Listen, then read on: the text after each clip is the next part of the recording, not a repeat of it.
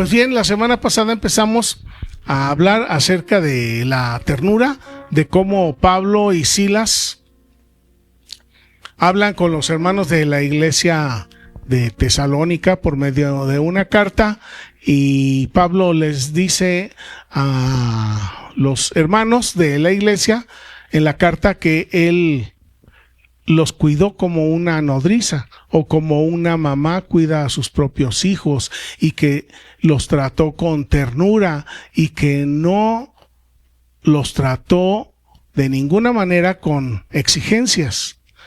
Y Pablo está diciendo estas palabras a nuestros hermanos porque de alguna forma él tenía el derecho de exigirles, pero no lo hizo. Él tenía el derecho a ser duro con los hermanos, pero no lo hizo. Y él prefirió tratarlos con ternura. Y sabemos que en la iglesia de Tesalonicenses, que era una iglesia que destacaba por su fe, por su constancia, en medio de un ambiente hostil. Porque afuera de la iglesia había persecución contra los hermanos.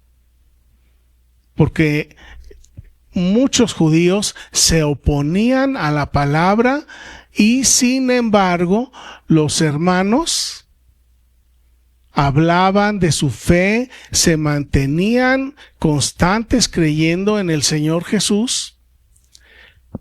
Y el otro día yo estaba pensando, imagínense que la gente, así como nos lo menciona aquí la palabra, los hermanos estaban pasando por persecución en sus casas, en el mercado, en la escuela, y luego que esos hermanos atribulados, cansados, llegaran a la iglesia y que se encontraran con Pablo, un hombre que conocía mucho acerca de las escrituras, y que Pablo inmediatamente se fuera sobre ellos para decirles: es que esto no lo están haciendo bien, esto no lo están diciendo bien, esto no lo están mostrando como deberían de hacerlo. Y entonces esos hermanos y hermanas de la iglesia de Tesalónica, que estaban siendo perseguidos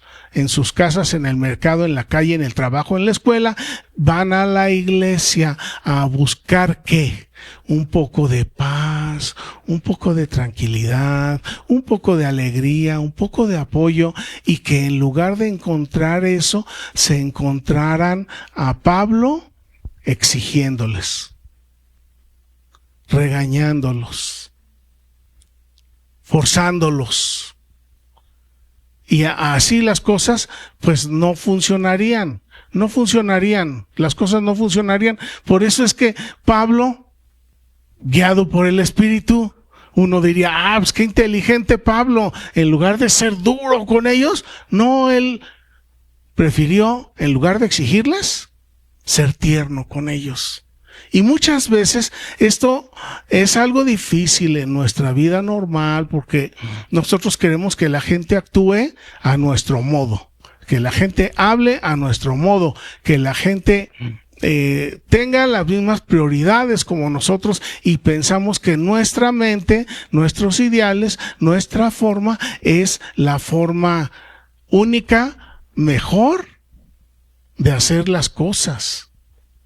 Y sabemos que los hermanos de Tesalónica recibieron el mensaje de Pablo y de Silas, pero el mensaje de la palabra solamente por Pablo y Silas fue para ellos un inicio a una nueva vida. Sabemos que el que da el crecimiento es el Señor Jesús. Su Santo Espíritu obrando en nosotros es el que nos cambia, nos transforma, nos dirige. La gente no cambia porque uno la presione. La gente cambia cuando algo en su corazón decimos le nace, porque alguien siente en su corazón el deseo de ayudar a alguien, porque alguien siente en su corazón el deseo de sonreírle a alguien, o porque la gente siente en su corazón el deseo de abrazar a alguien, o porque la gente en su corazón siente el deseo de ayudar, siente el deseo de trabajar. Muchas veces decimos, qué aburrido tener que ir a trabajar. Y sí es cierto, porque es algo pesado, pero es una demostración de amor el trabajo que hacemos para los demás. Es una forma de decirle te aprecio, quiero que estés bien.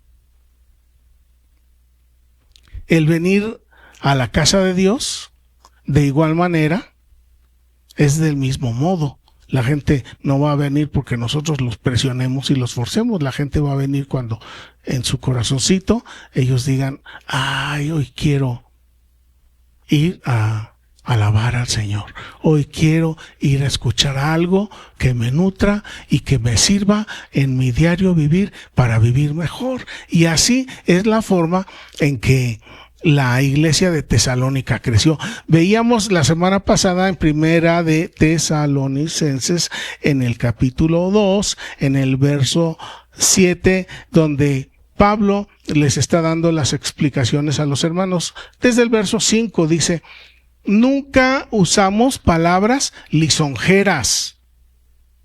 Nunca los adulamos ni los engañamos, como ustedes saben, ni encubrimos avaricia, es decir, que no andaban buscando la lana de la gente. Y dice, nosotros no lo encubrimos, no lo hicimos, no teniendo un mejor y más grande testigo, dice, Dios es testigo de que nosotros no le hemos sacado el dinero a nadie. Y estas son palabras de un hombre que verdaderamente busca enseñar la palabra del Señor, de alguien, de un siervo que verdaderamente busca servir y no ser servido. Verso 6. No buscamos la gloria de los hombres, ni siquiera la gloria de ustedes, ni de otros, aunque podíamos serles de carga como apóstoles de Cristo. Y ya entonces dice en el verso 7, nosotros fuimos tiernos entre ustedes, como la nodriza, dice en otras versiones, como la mamá que cuida con ternura a sus propios hijos.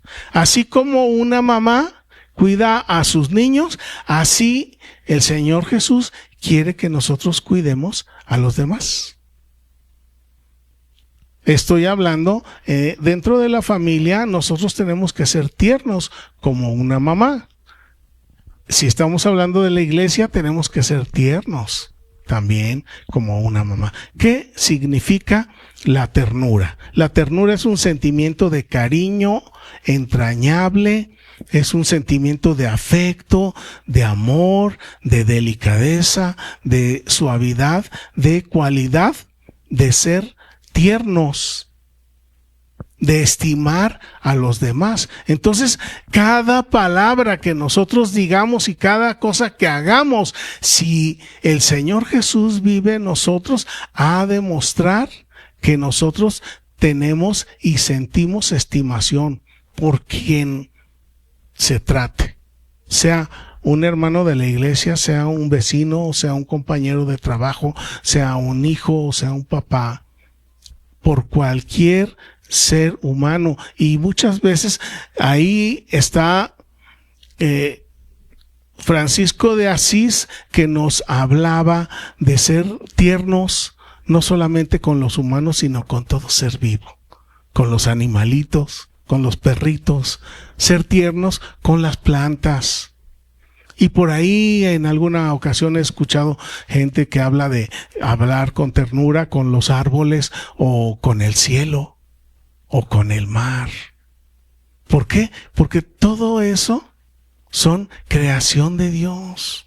Nosotros mismos somos creación de Dios. Y si Dios es tierno para con nosotros, esa ternura debería de fluir sin esfuerzo de cada uno de nosotros cuando el Señor vive en nuestro corazón. Esa es una manera inequívoca de saber que alguien tiene el Espíritu de Cristo, la ternura con la que se dirige a cada uno de los que le rodean. La ternura nos conduce a realizar acciones de amar, de cuidar, de mimar, de aliviar y de hablar a los demás de una forma gentil, amable y delicada, para expresar cariño o afecto hacia las personas. Y esto también incluye algunas caricias suaves, por ejemplo, un abrazo o unas palmadas en el hombro, las palabras amables, algunas acciones de compasión, de ayuda, pues por ejemplo en las atenciones, cuando ya se trata de gente mayor, a veces no pueden hacerse todos sus servicios y nosotros podemos ayudar a alguien.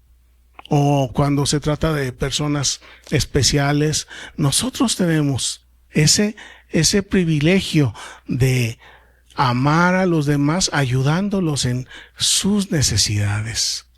Y todo esto habla de un amor que hay en nosotros.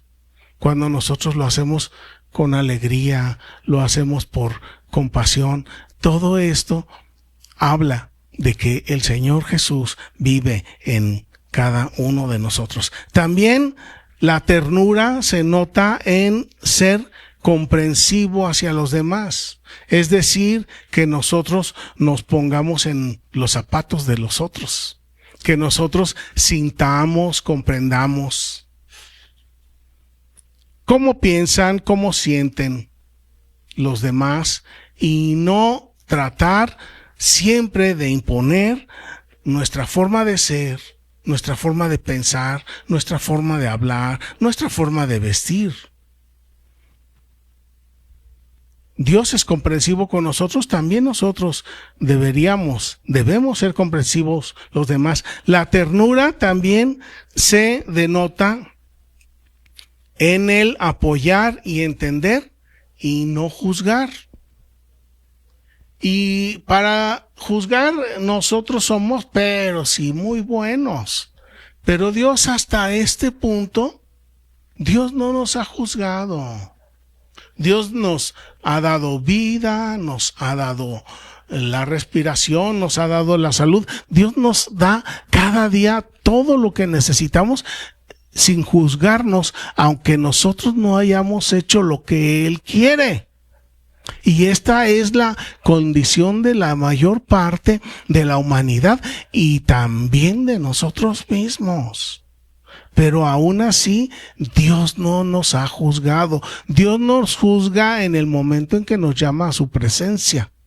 Pero después de cuántos días, semanas, años, después de cuántos minutos y después de cuántos segundos, Él es paciente.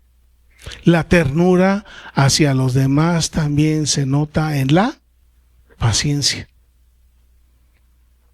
Porque Dios da su sol para buenos y para malos. Ahorita estaba viendo unas noticias de allá de Canadá, de Toronto, que la iglesia cristiana está lamentablemente por los suelos porque ha dado la entrada a todos esos corrientes y pensamientos nuevos que ahora están metiendo acerca de la sexualidad.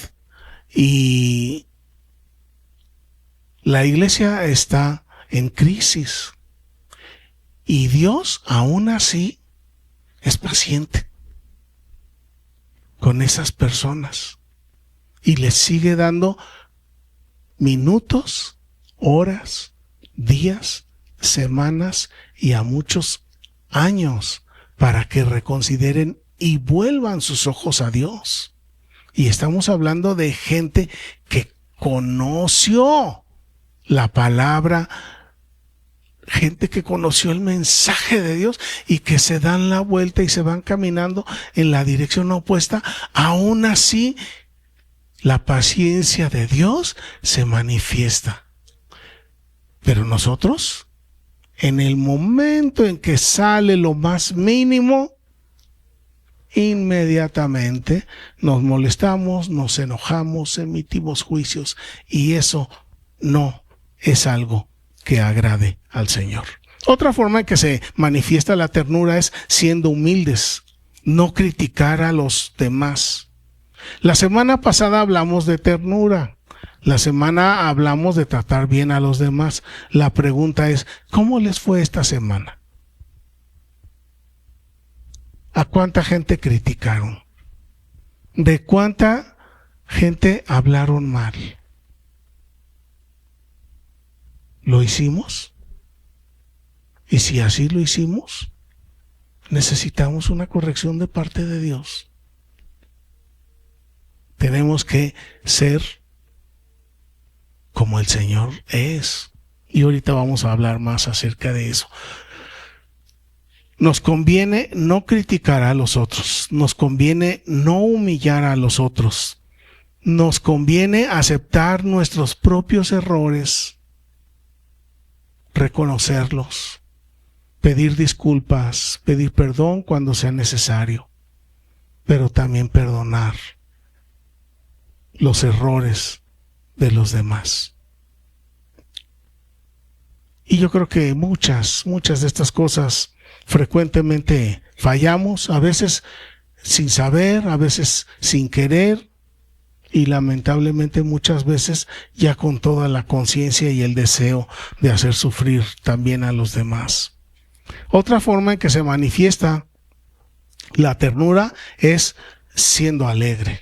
Y la alegría es una de las manifestaciones del Espíritu de Cristo, y a veces esto no se nos da mucho. Y normalmente cuando a alguien no se le da mucho la alegría es pues porque está pensando o está forzando a todo su entorno, a todo su ambiente, a que las cosas sean como él o como ella quiere, lo cual no es agradable al Señor. Así como Pablo y Silas nos enseñan a tratar a los demás sin exigencias y con ternura, el Señor Jesús también nos enseña. Él es nuestro mejor ejemplo, y lo hablamos la semana pasada aquí en Isaías, en el capítulo 53. Y esto es una de las características que a mí siempre más me ha llamado la atención del Señor Jesús. Y ustedes recuerdan allá en Hechos, en el capítulo 16, cuando Pablo y Silas estaban en la cárcel, estaban encarcelados, y sin embargo ellos estaban bien contentos y estaban cantando cantos. No estaban enojados, no estaban hablando mal de los carceleros, no estaban hablando mal de los gobernantes. Y esta es una de las características de Dios que a mí mucho me ha llamado la atención. Y es también lo que pasó con el Señor Jesús. El Señor Jesús fue abofeteado, fue escupido, fue calumniado, fue latigado. Y Él, aún así, no les pagó como debía de haberlo hecho. No habló mal de Pilatos. Pilato, ¿verdad? Me sobró la S, perdón. ¿Así? Bueno. No habló mal de los gobernantes, no habló mal de los sacerdotes judíos, no habló mal de los escribas, no habló mal del pueblo. El Señor Jesús sufrió los castigos que no eran para Él. Sufrió los castigos que eran para nosotros. Y soportó, pero Él tuvo una manera así como Pablo y Silas, de soportar con alegría. Seguramente que su rostro no estaba exhibiendo una sonrisa, porque a la hora que uno recibe un latigazo, pues se ha de sentir horrible, y la carne y la cara, seguramente que él estaba sintiendo todo ese dolor y su cara estaba expresando ese dolor, pero él por dentro, en su mente y en su corazón, tenía una actitud que lo hacía soportar ese dolor y no maldecir. Y esto se me hace muy, muy incomprensible para mi mente. Isaías 53, en el capítulo 3. Isaías 53, verso 3. 53, 3. Dice, hablando de el Señor Jesús, esta es una profecía acerca del Mesías y del Salvador, y dice, despreciado y desechado entre los hombres. Todos lo desecharon. Varón de dolores, es decir, que sufrió mucho en su vida y experimentado en quebranto. Era una tras otra, y él sabía lo que era el quebrantamiento físico. Y además, escondimos de él el rostro, no queríamos ni ver nosotros lo que estaba sufriendo por nuestra causa. Fue menospreciado y fue desestimado, o fue estimado en poco. Imagínense un hombre inocente que está recibiendo todo esto y que ni siquiera es por él. Seguramente que tenía todo el derecho, toda la autoridad de levantarse y decirles, ya estuvo bueno, y pedir al Padre que mandara una legión de ángeles y acaba con todos y ya terminemos esto. Pero sin embargo no lo hizo así. Verso 4, ciertamente llevó él nuestras, ¿qué? Enfermedades. Y sufrió los dolores ¿de quién? De nosotros. Y nosotros le tuvimos por azotado, por maltratado, lo tuvimos como si no valiera nada, lo tuvimos como un castigado de Dios, alguien que Dios se olvidó de él. Verso 5, mas el herido fue por las rebeliones ¿de quién? De nosotros. Fue molido por los pecados ¿de quién? De nosotros. Y el castigo de la paz ¿de quién? De nuestra paz fue sobre él. Y por la llaga de él, nosotros fuimos curados, somos curados. Todos nosotros, después de todo lo que él hizo por nosotros, nos descarriamos como ovejas. Cada quien se fue por donde mejor le pareció, y aún así Dios cargó en él el pecado ¿de quién? De nosotros. Y él aguantó, soportó, no huyó. Él ahí se quedó mientras nosotros huíamos. 7. Angustiado él y afligido, ¿qué hizo? No abrió su boca. ¿Cómo se quedó? Silencito. Como cordero fue llevado al matadero, y como una oveja delante de los que les cortan el pelo, ¿qué hizo? Enmudeció y no abrió su boca. Y a nosotros decimos muchas veces que somos de mecha corta, porque si alguien nos dice lo más mínimo, inmediatamente se prende la lumbre. Pero esta no es una forma de actuar de Dios. Esta no es una forma de actuar del Señor Jesús. Esta no es una forma de actuar de el verdadero Hijo de Dios. Puede ser que en nuestra vida estemos siendo latigados. Puede ser que estemos siendo calumniados. Puede ser que estemos sufriendo robos. Puede ser que estemos sufriendo lo que estemos sufriendo. Pero un hijo de Dios no paga con la misma moneda. Por más que nosotros queramos justificarlo, por más que nosotros queramos hacer oídos sordos, un hijo de Dios no paga con la misma moneda. No se paga el dolor con dolor en el Hijo de Dios, sino que el Hijo de Dios soporta el dolor y guarda silencio. Está muy difícil. Está muy difícil, está muy alto ese estándar.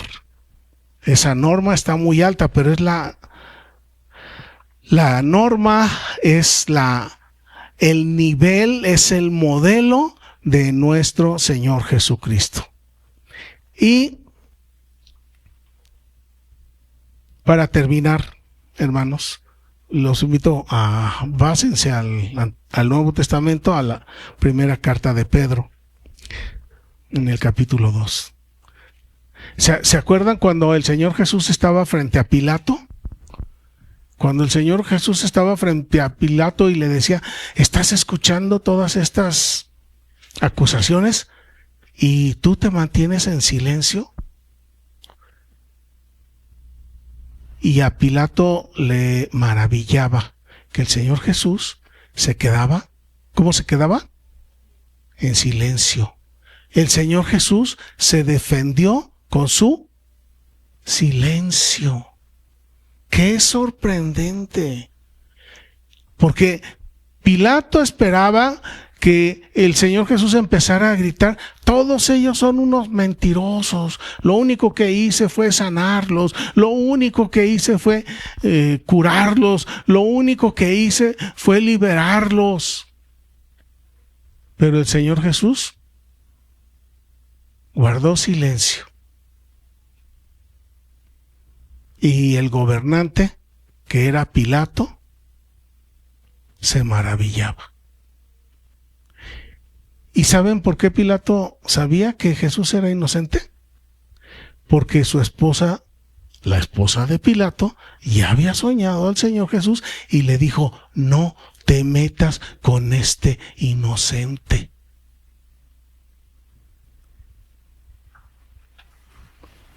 Aún así Pilato retrajo sus manos y dijo, hagan lo que quieran con él. Y el Señor Jesús, ¿se imaginan que el Señor Jesús le hubiera dicho, no te hagas tonto, si ya sabes que soy inocente? Pero no lo hizo. Pilato sabía que Jesús era inocente, que el Mesías era inocente. Pilato ya lo sabía. Y le decía, ¿cómo que no respondes nada? Pues no, porque ya Pilato en su mente, en su corazón ya sabía, y el Señor Jesús lo sabía. Todos sabían que Jesús era inocente y aún así determinaron hacerlo sufrir. Primera de Pedro, capítulo 2, verso 23. Este verso me gusta mucho y me llama mucho la atención porque si bien hemos estado hablando de Pablo, hemos estado hablando de Silas, aquí tenemos otra perspectiva de cómo el Señor Jesús nos enseña a enfrentar los conflictos, las vicisitudes, las calumnias, las habladas, las indirectas. Dice el apóstol Pedro, hablando del Señor Jesús, dice, al Señor cuando le maldecían, ¿él qué hacía? No respondía con maldición. No respondía con maldición. Y cuando padecía, ¿qué hacía? No amenazaba ni tomaba la acción en su propia mano, teniendo todo el poder. ¿Qué era lo que hacía el Señor Jesús? ¿Cuál es la salida de Dios para todas estas situaciones que a veces vivimos en la vida, justa o injustamente? Exactamente. Encomendar la causa al que juzga justamente. El esposo puede pensar que sus juicios son los únicos y los mejores y los verdaderos, o la esposa puede pensar lo mismo. El pastor puede pensar eso, o el maestro puede pensar eso, que sus juicios son los únicos que funcionan en el mundo, pero el único que verdaderamente juzga con justicia es Dios. Y el Señor Jesús, por lo que Pedro también nos están confirmando, el Señor Jesús encomendaba la causa a Dios, que es el juez absoluto. Ahora, aquí cabe muy bien la pregunta. Si el Señor Jesús, en medio de todo el dolor, en medio de todo lo que estaba padeciendo y sufriendo, Él no se confió de su propio juicio, ¿quiénes somos nosotros para confiarnos de nuestro propio juicio y mantenernos continuamente juzgando y criticando a los demás?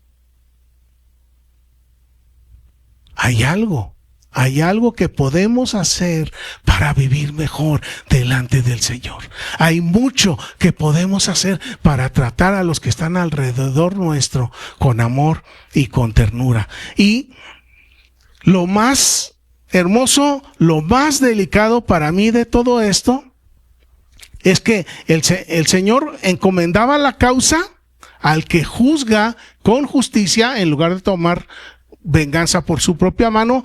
Pero aquí, ¿qué era lo que pasaba en el corazón del Señor Jesús? Él podía quedarse callado en un estado de apatía, diciendo, me vale lo que pase. ¿Se imaginan al Señor Jesús diciendo, me vale lo que pase? No, de ninguna manera. Pero a veces a nosotros sí nos puede pasar que yo me quede en silencio diciendo, me vale lo que pase. Pero no es una actitud agradable delante de Dios. Otra actitud que pudo haber tenido el Señor Jesús es, todo lo malo a mí me pasa. Échale. ¿Ustedes creen que haya sido así? Tampoco fue así. Entonces, no solamente es la virtud de guardar silencio cuando uno está sufriendo o está padeciendo por parte de alguien más, no solamente es la virtud de guardar silencio. Y esto es algo difícil de comprender y más difícil de hacer, de ejecutar. Pues ya que me pase lo que me tenga que pasar, pues ya. No. La actitud del Señor Jesús junto con ese silencio era el deseo de salvarte a ti y a mí. Esa era la razón.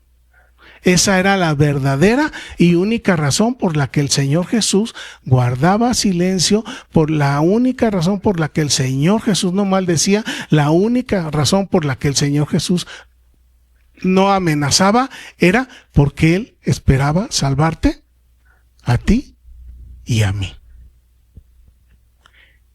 Y si nosotros aprendiéramos de esto, entonces no nos deprimiríamos, no seríamos apáticos cuando estamos sufriendo a boca de alguien o a manos de alguien. Si nosotros aprendiéramos del Señor Jesús, entonces nosotros soportaríamos para que esa persona un día venga sinceramente a los pies del Señor Jesús. Puede ser que sea un hijo o una hija, puede ser que sea un esposo, una esposa, pudiera ser algún hermano de la iglesia o algún vecino o algún compañero del trabajo o de la escuela. Pero si nosotros en mente tuviéramos que esa persona que nos está ofendiendo se salve, entonces la ganaríamos para el Señor. Y si no la ganáramos para el Señor, nosotros estamos actuando como el Señor Jesús. Porque el Señor Jesús pagó el pecado de toda la humanidad. Y aunque muchos nunca jamás van a reconocer ese sacrificio, pero el Señor Jesús ya pagó. Y qué hermoso que nosotros fuéramos reconocidos por ser un esposo tierno, por ser una esposa tierna, por ser un hijo o una hija tierna. Qué bueno que fuéramos reconocidos. Ay, esos hermanos son bien tiernos. Eso sería algo hermoso para nosotros. Y yo pienso que estar con alguien que es tierno debe ser un placer, debe ser una alegría. Si el Señor Jesús es tierno, yo quiero estar con Él. Y si ustedes son tiernos, yo quisiera estar con ustedes. Y si ustedes fueran tiernos, todos querríamos estar con cada uno de ustedes. Nuestro mundo sería diferente. Nuestra familia sería diferente. Nuestra iglesia sería diferente. Oremos. Señor Jesús,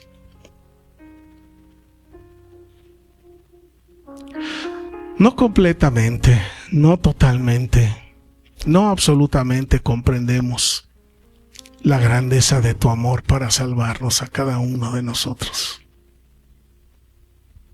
Pero sí entendemos que fuiste maltratado, abofeteado, que fuiste latigueado, calumniado, sin ninguna razón. Y aún así guardaste silencio. Aún así en tu interior ni te deprimiste, ni caíste en la apatía, sino que a cada golpe y a cada calumnia en tu mente estaba el rostro de cada uno de nosotros. Y tú sabías que era el precio de nuestra salvación. Y tú también sabías que no lo merecíamos. Y Señor, así como tú padeciste por nosotros,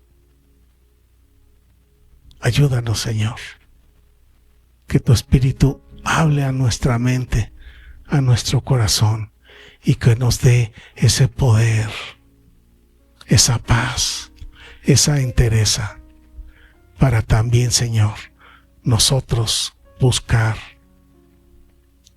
ser agentes de amor, agentes de ternura, agentes de salvación.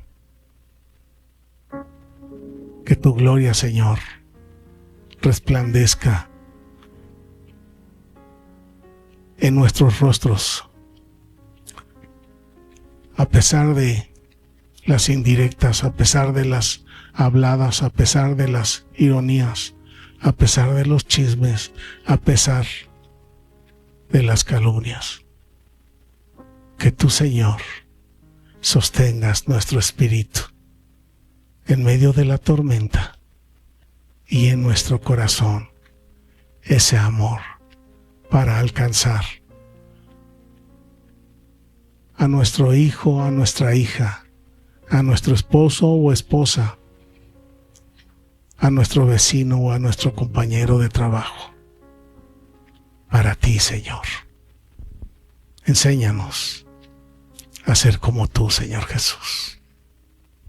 Y gracias, Padre, te damos por tanto amor en Jesucristo tu Hijo. Amén. Que Dios les bendiga, hermanos.